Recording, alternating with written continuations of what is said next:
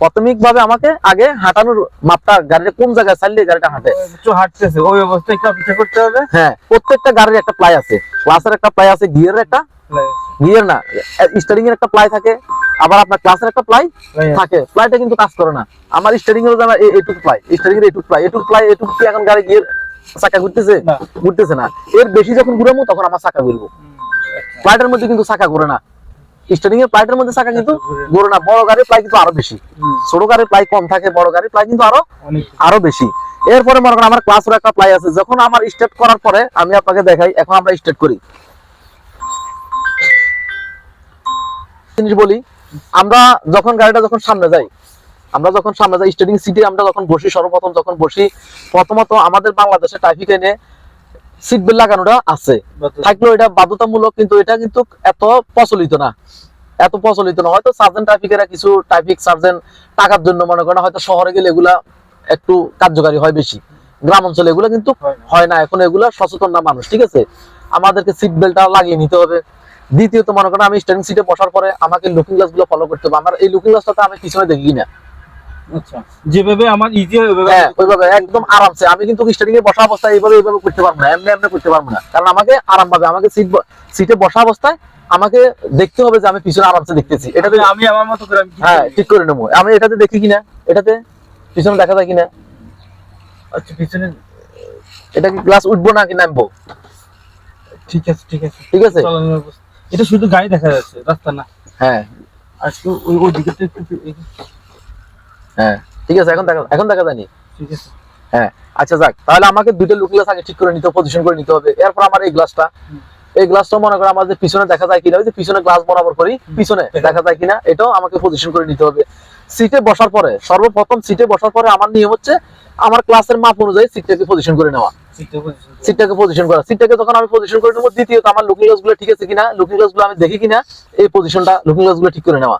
কি looking glass গুলো ঠিক করে নেওয়া। সিট বেল্ট যদি আমরা শহরে ড্রাইভ করি, বা নিয়ম সিট বেল্ট লাগানোটা নিয়ম, ড্রাইভারের অন্তত পক্ষে সিট বেল্টটা ব্যবহার করতে হয়, ঠিক আছে। এরপর আমরা সিট বেল্টটা লাগিয়ে নেবো। এরপর আমার গাড়িটা স্টার্ট করার আগে আমাকে দেখতে হবে আমার গাড়িটা নিউট্রাল আছে কিনা। সব সময়, এটা সারা জীবনের জন্য। কি আমি গাড়িটা স্টার্ট করার আগে আমাকে দেখতে হবে যে আমার গাড়িটা নিউট্রাল আছে কিনা। এখন আমার গাড়িটা গিয়ার ছিল তখন, এখন আমি নিউট্রাল করে নিলাম। যখন আমি দেখবো যে আমার গাড়িটা নিউট্রাল আছে, এরপর আমি স্টার্ট করবো, ঠিক আছে। গিয়ারে থাকা অবস্থা যখন আমি স্টার্ট করতে যাবো, তখন আমার গাড়িটা জাম্পিং করবে, শুধু জাম্পিং করবে। কি করবে? জাম্পিং করবে। গাড়িতে স্টার্ট হবে না, সামনে যদি কোনো একটা কিছু থাকে তাহলে ওটার সাথে লেগে যেতে পারে সব। যেমন বিদেশের বাড়িতে তো গাড়ি পার্কিং করে যেটা তেমন একটা জায়গা ফাঁকা থাকে না, কম জায়গা থাকে। ওই কম জায়গার ভিতরে আমি যদি ভুল করে, যদি আমার ম্যানুয়াল গাড়ি আমি যদি বারবার সেলফ মারি, দেখা গেছে এটা লাভ দিতে জাম্পিং করতে করতে ওই গাড়িটার সাথে যাই, ধাক্কা খাইতে পারে, তখন তো অনেক বড় একটা ক্ষতির সম্ভাবনা রাখে, ঠিক আছে। তাহলে আমরা এখন গাড়িটা নিউট্রাল, হ্যান্ড ব্রেকটা আসবে আমাদের পরে। হ্যান্ড ব্রেকের অপশনটা হবে আমাদের কি পরে। আমাদের গাড়ি স্টার্ট করার পরে যখন আমরা গাড়ি রানিং করতে যাব, তখন আমাদের হ্যান্ড ব্রেকটা আমরা বাধ্যতামূলক এটা নামিয়ে দিতে হবে। গাড়ি যখন পার্কিং এ থাকে তখন কিন্তু হ্যান্ড ব্রেক উঠানো থাকে। এখন আমি এখান থেকে চলে গেলাম, আমি হয়তো গিয়ে আপনাদের পাইলাম যে আমার শরীর ভালো লাগতেছে না, খারাপ লাগতেছে, যে ধরো গাড়িটা একটু পার্কিং করে রাখো, গাড়িটা একটু অন্য জায়গায় দিয়ে আসো, ঠিক আছে। তখন আপনি উঠিয়ে কিন্তু আপনি স্টার্ট করতে পারবেন না। আমি গাড়িটা কিভাবে রাখি গেছি এটা কি আপনি জানেন না? আপনি তো এটা জানেন না। তবে হ্যান্ড ব্রেক কিন্তু বাধ্যতামূলক, সব ড্রাইভারের হ্যান্ড ব্রেক উঠে যায়।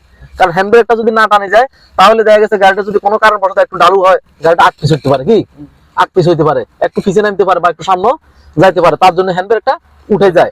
এরপরে মনে করেন একটা গিয়ারও লাগাই যায়। ম্যানুয়াল গাড়ি আপনি যেখানে যাবেন, হ্যান্ড ব্রেকের উপরে কিন্তু আপনি ডিপেন্ড করলে চলবে না। হ্যান্ড ব্রেকের উপরে ভরসা রাখিয়ে আপনি চলে গেলে কিন্তু হবে না। হ্যান্ড ব্রেকের পাশাপাশি আপনি একটা গিয়ার, যে কোনো একটা গিয়ার আমরা এক ব্যবহার করি। প্রথমত আমরা এক ব্যবহার করি, আমি একে লাগাই, একটা হ্যান্ড ব্রেক টান দিয়ে দিলাম, তাহলে আমি দুইটা অপশন নিলাম। কয়টা অপশন নিলাম? দুইটা অপশন নিলাম। এক হলো আমি গিয়ার লাগাই রাখলাম, গাড়ি কিন্তু স্টার্ট বন্ধ, গাড়ি কি বন্ধ অবস্থা আমি একে রাখবো। হ্যাঁ, বন্ধ অবস্থা, হ্যাঁ, চলে যাওয়ার সময় আমি একে রাখবো। একে গিয়ারটা দেওয়ার পরে একে লাগিয়ে, এরপরে হ্যান্ড ব্রেকটা আমি টান দিয়ে দিলাম, টান দিয়া এরপর আমি নামিয়ে গেলাম। তাহলে আমার এখানে দুইটা ব্রেক হলো, দুইটা যোগান হলো। কয়টা যোগান হলো? একই গিয়ার। আচ্ছা, ঠিক আছে। হ্যাঁ, আমার গিয়ার আছে, গিয়ার থাকা অবস্থা তো গাড়ি হাঁটে না, এটা একটা যোগান হলো।